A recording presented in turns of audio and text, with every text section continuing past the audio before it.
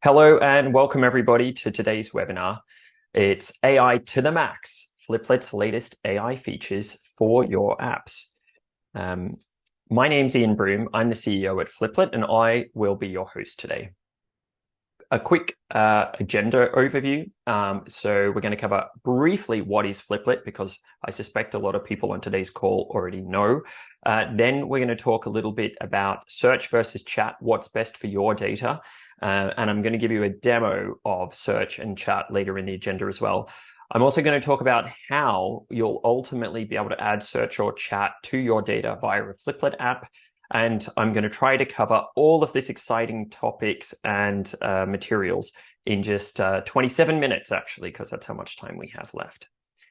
If at any point you have a question, just click the QA button inside Zoom and ask your question. All questions only go to the moderators, so you're not going to be sharing your questions with everybody else, unless you want to. In that case, you should use the chat feature. And you're very welcome to send chat messages and ask other people questions. You don't have to just submit QA questions as well. But yeah, if there's anything that I don't cover in enough detail and you'd like me to go into more detail, please just ask the question in the QA feature. If for some reason we're not sure who you are and we're running out of time and we need to follow up with you, one of my colleagues will get in touch to try to find out your contact details. Okay, so as some of you may know, this is the 5th webinar in our AI webinar series. We've got 4 others, and you can find them at fliplet.com/webinars, or you can scan that QR code if you're interested. Just briefly, the 4 webinars are why AI is a game changer for your business and your apps. That was our very first webinar. The second webinar was AI for app creation, the latest AI features and use cases, where we spoke about how your business could be using AI. Not just in relation to Fliplet, but generally. 3, we posed the tricky question of, will AI replace apps in no-code app builders? And we spoke about the reasons why they might and why they might not. And then the previous webinar was how to build your first AI-powered app with Fliplet. This covered a demo of some of the latest screen templates that we've launched that enable you to very rapidly incorporate AI directly into your apps. We've heard some really exciting stories about how people have been incorporating those screen templates into their existing apps and enabling their apps to have AI features in usually under about half an hour. So it's amazing to see how people are already incorporating AI. For those of you who aren't familiar with Fliplet, Fliplet is a drag and drop, no code, or if you know how to code, low code app building tool. It's really easy. You can just access it at fliplet.com and sign up. It includes a whole set of pre-built screen templates, which you can see on screen at the moment. It also includes app templates, or app solutions as we call them. And it also has a whole suite of components, as you can see on the right-hand side here. I'll be showing you a little bit more around Fliplet Studio later on, but I won't be covering a demo. So if you're interested to have a bit of a play with Fliplet, you can go to fliplet.com, you can sign up, there's a free account available. Okay, so what I wanted to do is just quickly recap all of the different ways in which Fliplet is currently incorporating AI into our product. The reason why I wanted to do this is it's not necessarily specific to the search and chat features that I'll be demoing, although it is fairly pivotal. I wanted to make sure that people who maybe hadn't joined some of the previous AI webinars weren't missing out. So we've kind of grouped them into 4 areas of how we're incorporating AI into Fliplet. So the first is app planning. So we're on the cusp of launching our business plan generator, or for those people who know the business plan by a different name, our app plan generator. And you can you'll be able to access that and use AI to help plan any app ideas that you have. We've already got our promotion generator live, and you can find that on our website. And we're currently beginning to plan our test and pilot planning features, which will help people not only create test plans for how to ensure that their apps are ready for launch, but also help to plan the pilot. We've got some data generation features. We've already launched some of these, including the generating data sources. So that's available as a screen template. our forms screen template that allows you to use AI to generate some of the fields in a form, potentially populated on other fields in the form. And this is one that I demoed in the last webinar. And translation we're working on at the moment, which will enable you to take existing data and translate it into other languages. And if you've seen some of my LinkedIn posts lately, I've started to play around with this, and it's enabled me to start to post in other languages Fliplet customers use, such as French, which I don't speak, and soon you'll be seeing some German posts and maybe some Mandarin posts as well. We're, of course, incorporating AI directly into our apps. So AI in apps, you can use it for summarizing content, analyzing data, searching data, chatting with data, and data analysis. Search and chat I'm going to be demoing today. If you'd like to find out more about the analyzed data or the data analysis, which arguably are kind of the same but also slightly different, data analysis is about analyzing the data that's stored inside your data sources. And data analysis is more related to analyzing your data sources and helping to share insights about what data has your app collected. So slightly different. I think we should probably refine the terminology a bit. So they're all of the features that people are building directly into their apps. And then finally, we've got some app management features that we're working on. So we're working on an analytics analysis tool, which will enable you to analyze your app's usage data and recommend how you could potentially improve your app. And we're also working on a log analysis tool, which will analyze the logs associated with your app and help to determine if there are any issues associated with your app. So that's a bit of an overview of the AI features that Fliplet's working on, some of which are already live, as I mentioned, and some of which you're going to see today and are coming soon. So search versus chats, what is best for your data? The reason why I created this slide is because internally, when we've been building search with AI and chat with AI, we've realized that although they're very similar, they also are quite different, and you really need to understand the difference to be able to deploy them in the right way.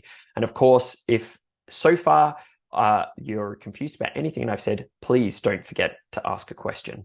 So why would you use AI for search? So AI is amazing at many things, as I'm sure most of the people attending today's call already know. But just to recap, AI understands related terms and subtleties of language really well, such as synonyms. AI can analyze vast amounts of data much faster than a human can. AI can sort the data like a human, and AI can format and summarize the data how a human wants it presented to them. And I'm going to show you some examples of this today. Ultimately, AI behaves like a human, and it does exactly what you tell it to do in minutes instead of hours. That's a pretty compelling proposition for exploring how you could be using AI in your apps. So how can AI help you to search? So firstly, let's say we have staff directory data. So AI could answer queries like who can help monetize intellectual property, or who has experience working in New York and LA. These are pretty complicated questions. It assumes that the AI is going to go off, understand what I'm asking, figure out related terms or synonyms, and then run queries against my staff directory data to find out who meets these criteria. It's much, much more sophisticated, as you'll see when we get to the demo section, than the existing search features that have been historically available to Fliplet customers. And it's much, much better than, say, Google search or existing search systems that you might be using day to day at the moment. The second example is company news data. So the reason why we're using company news data, and it doesn't have to be company news, it could just be news data or blog data, etc., right? It could just be a series of articles that have been written, as opposed to, say, staff directory data, which is usually quite highly structured. So if I was using AI to search company news data, I could ask it, what were the 3 recent customer wins? Now, that's an interesting question to ask AI, because of course a human would understand that report of a new customer would typically be considered a customer win. And AI is really good at understanding what you mean and returning the right information. You could ask it, find me content related to privacy in Japan or Asia. What's clever about this query is you're asking about privacy. That's relatively simple. In Japan or Asia. Now, what you're kind of saying is, I prefer it in Japan, but I'm open to reading content about Asia, just because of the way that question has been structured. And again, AI takes into account those subtleties and factors it in. And then a third example is, what's the latest regarding AI regulation? The word latest being critical here. because you're asking it, I don't want all of the information you've got, or I don't want the thing that matches the word AI regulation the best. I want the latest thing that talks about AI regulation. So again, lots of subtleties in that query. And then finally, searching documents. So for example, this could be policies and procedures, employee handbooks, other documents that you have in your organization that people might want to regularly kind of query, but it can take a while for them to query. So for example, if we had an employee handbook, you could ask it, how do I book leave? And what that might do is AI would then find everything that's related to leave and actually determine what is relevant to the booking process. And surface that information to you. It could potentially even rewrite it to help to explain how you go about booking leave in a more succinct way than maybe the handbook currently says it. And then another similar query, but much more specific, is what's my expense limit? Now, the cool thing about what's my expense limit is, of course, you can potentially give AI some additional information to help it run these queries. So in this example, my assumption was that it might know a bit about, say, my title in the organization or where I sit in the hierarchy. And therefore, my expense limit in the employee handbook might be a table of, well, depending on what level of management you are, is what your expense limit is. So let's say that I was a C-suite and I asked, what is my expense limit? If it knew that I was in the C-suite, it might actually, instead of returning the whole table and telling me to figure it out, it might actually be able to say, well, according to this table in this part of the handbook, this is your expense limit. So you can see just by the way I've kind of worded these that they really are pushing AI to do things that are really easy for a human, but like historically we haven't been able to ask a computer to do this, and now we can. So what is search versus chat? And maybe that's not very well worded. It should be, what is the difference between search and chat? So search is really good at finding records and giving you the answer. And each search query, typically, like a Google search, ignores the previous response. So it doesn't have the context that you might be used to, say, with ChatGPT. So this is really good for finding relevant records when the assumption is that I just want the answer. I don't want to have an ongoing dialogue with you. The previous answers, I don't want to affect the future answers.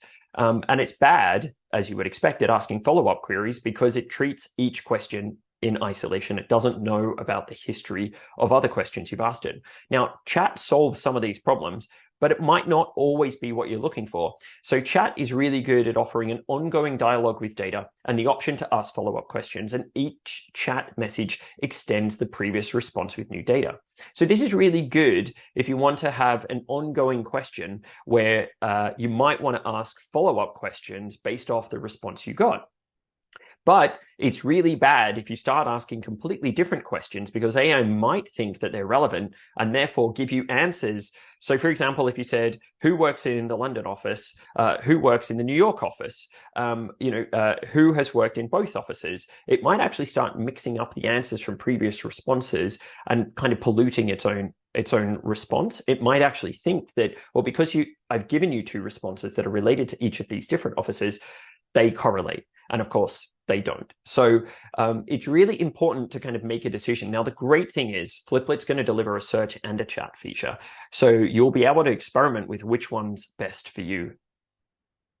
So in case you're excited to get started, firstly, we're going to be launching these features hopefully this month, but at the latest early in October. But there's going to be two things that are going to be required for you to be able to search or chat with your data inside a Fliplet app. And I wanted to tell you because I assume the fact that you're attending this webinar means that you're interested to potentially play with this. And I don't want to let you down by surprising you with steps that you weren't expecting. So the first thing you need to do is you need to prep your data or process your data so that it's ready for AI. We're going to create a kind of a prep data screen. And in that screen, you'll basically just need to tell us which data source you want to be searching or chatting with and which columns you want AI to be able to access. Now, the great thing about this is if you don't want it to access personal information or sensitive information, you can either just create a column that excludes that data, or you can just completely exclude any column that even gets remotely close and point it at columns that would not have anything remotely sensitive in them. What this also means is that you can put, you don't have to build completely different apps or data sources in order to get AI to kind of be able to work with your data, because it will only be able to query the columns that you tell it to. It will not have free reign over your entire data set, meaning you don't have to duplicate data sources to protect your data from AI. And then the second step is you'll need to build a screen that enables you to query your data and display the response. So we'll be delivering a search and a chat screen.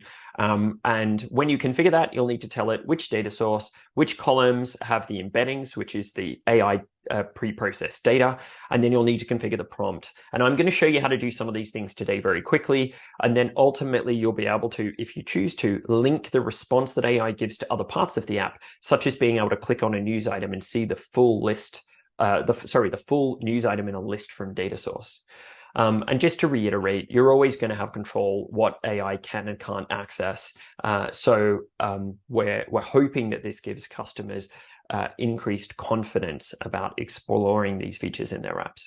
And if you're wondering what the image is on the right-hand side, that's what embeddings, or that's what AI does to words. It converts them into these numbers, which is how it's able to process them. So let's jump into a demo of our search feature. And of course, as I do the demo, or if I've mentioned anything so far that confuses you, please ask a question. We should have a few minutes at the end for Q&A. So I'm now going to jump over to Fliplet Studio, and I'm just going to quickly show you a couple of quick demos. So the first is a news query, and then I'm going to query a kind of a corporate directory. So if we have a look at news, I'm just going to show you what the data source looks like. So if we go here to newsfeed, you can see here I've got a date, an image, a title, content, and a category. And I think I've actually gone into the wrong data source. Here we go. Yeah, this looks better. Okay, so here we've got news, author, publishing date, news content, and then we've got the what's called embeddings, or the AI processed version. Now, what we've done with the embeddings is we've actually taken the information from these columns and merged it all together. And that what this does is it means that when we provide the relevant information to AI in order to provide us a response back to our search query or to our chats, it's actually getting the whole article, including the author and things like that.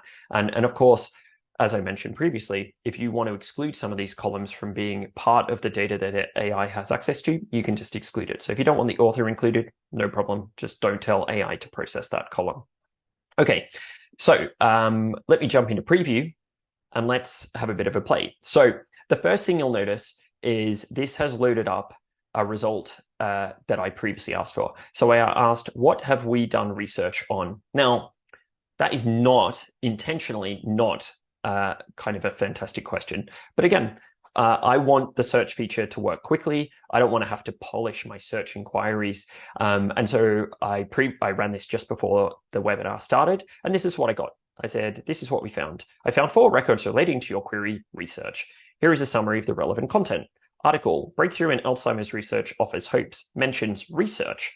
This groundbreaking discovery in Alzheimer's research has provided new hope, blah, blah, blah. I'm not going to read the whole thing to you, but you can see here it's also found scientists made breakthrough in cancer research, and it also found new study reveals benefits of exercise, and new study reveals benefits of meditation. And then down the bottom here, with a slight formatting error, it's actually listing out the various articles.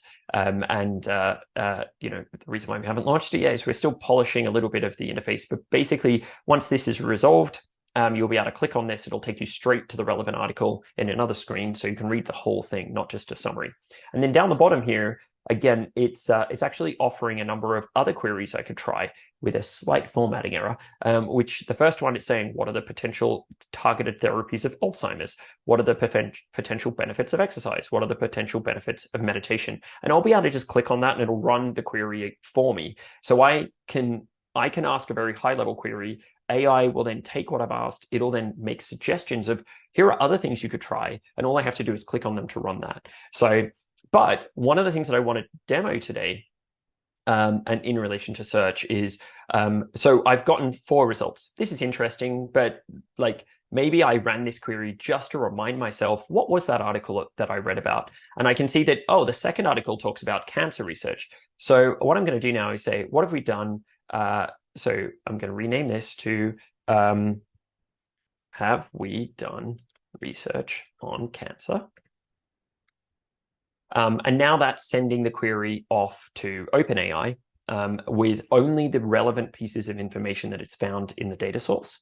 And it's asking AI to do an analysis and come back to me. And here's the answer. I found one record relating to cancer research. Here is a summary of your relevant content article. Scientists make breakthrough in cancer research. Scientists at XYZ University have made a significant breakthrough. So it's even summarizing the article. And you can see here, thank you, Deb, the developer who's been working on this with me, who's managed to fix some of the errors. That's just how fast we work at Fliplet. So you can see here, it's suggested that I could click through to read the whole article here. And it's also suggested here are some other queries that I could try. So you've seen a very, very quick example of a query that I previously ran, which wasn't enough information for me. So I then tightened my search, and it's now been able to give me a lot more specific information. And of course, I could sit here all day and play around with this and show you lots of other search inquiries and things like this. But I'm going to now move on to the search feature related to directory, because I think that this is in many ways even more exciting, because directory data or kind of colleague information is generally much more structured and potentially has much more nuance in it. So here's an example of search where I'm asking who can help with finance. And it's saying this is what we found. I found 2 records related to a query, who can help with finance. User record, Grace Miller. Now, this is all example data, so it's entirely up to me if I want to give it the information about who these people are. And we're also going to be working on some anonymization features, which means that AI can return, for example, Grace Miller's user ID, and will convert the user ID back to Grace Miller's personal details only on our side. We won't actually be sending any personal information to AI. But you can see here it mentions finance, and here is a summary of the relevant content. Grace Miller is a financial advisor in the finance and accounting department. Okay, so I can see why that's relevant to finance. Let's have a look at the second record. Sophie Parker mentions finance. Here's a summary. Sophia Parker is a trust and estate attorney. She assists client with estate planning and ensures their assets are protected. Well, actually, it doesn't mention finance, but the record is relevant to finance. There's nothing specific here that actually goes into detail. Now, one of the other cool things that I can do is I could say, like, tell me more about Sophia. And I can now narrow down. So similar to what I did in the last demo. So it's now said, so user record, Sophia Maria Parker is a trust and estate in Orlando office. Her expertise is in estate planning and her skills include probate law. You can contact Sophia at da-da. So it's completely changed the information that it's giving back to me. And you can see here it's suggesting some really fantastic follow-up queries. What is Sophia's expertise? What skills does Sophia have?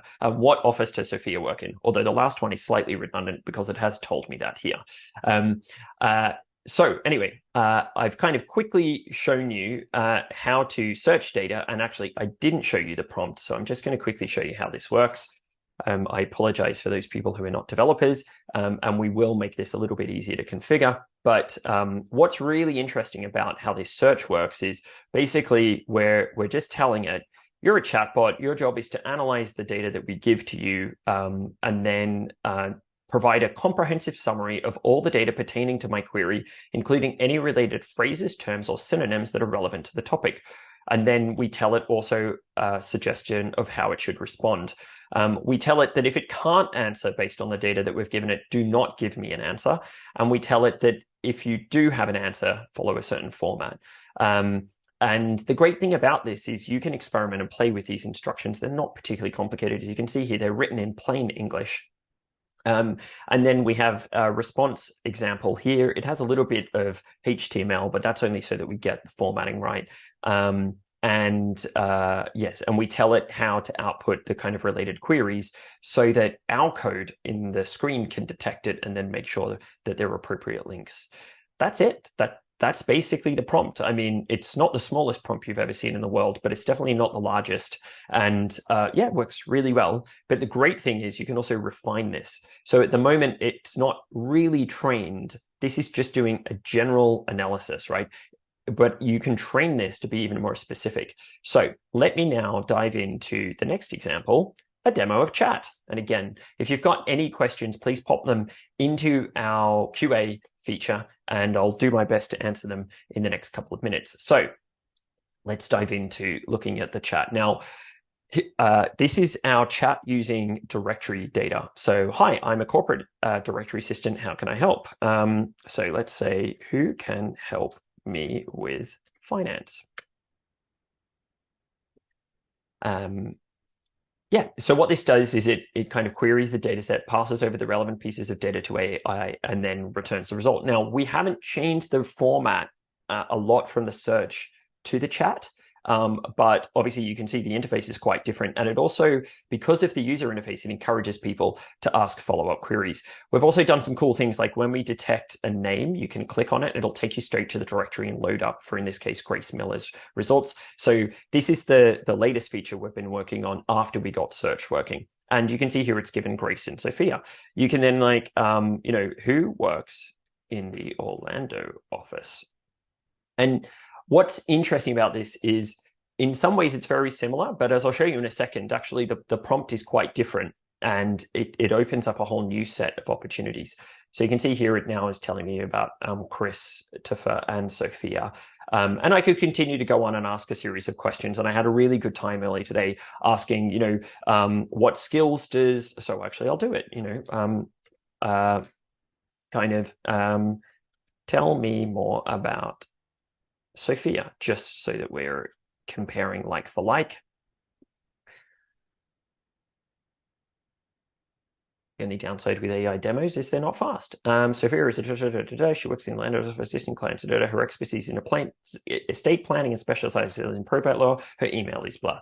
And I don't think we're passing over things like telephone number and things like that. But I could now say, what's Sophia's telephone number? I could ask what's Sophia's email address. There's obviously no point. It gave it to me here. And if we had have given the telephone number over related to Sophia, it might have listed that there, and obviously a fax number or any other thing. So let me just quickly show you the prompt, because I'm acutely aware of time. Man, time has flown in this webinar. I hope it has for you as well. I hope it has been exciting. And I can see that we've got one question there, which I'll answer in just a second. So you can see here that this prompt's a little bit different. It's split into two sections. So the first is, you're a chatbot that analyzes data, follow these instructions. So we've got these instructions, and we've got a much simpler example response. Then if we scroll down, or is it up? I think it might be up. Yes. And then each time I submit a new chat message, this is literally all it's sending. It's saying, this is the query and this is the relevant data that we've been able to retrieve. And one of the things that we're polishing at the moment before we launch it is how to ensure that AI prioritizes the data that is provided in the most recent kind of data that we send it, but also that it's taking into account all historic data that we've provided, but to a lesser extent and a lesser priority. So you're going to see some AI chat-driven features ending up in Fliplet Studio very soon. We're currently working on an AI chat assistant for our data source manager, specialized in the data source manager. So expect to see that pop up very soon. Okay, so just wrapping up, because I'm aware that we're now at time. So I quickly showed you how to chat with data, and I kind of spoke a little bit about how chat is different from search. So all of these features are going to be launched very soon. If you're interested to have a play with these as soon as they come out, just start thinking about your data, which columns you would want AI to be able to access. You can always use AI to create some dummy data for you. You don't actually have to use real data. That's what we've been doing in these examples.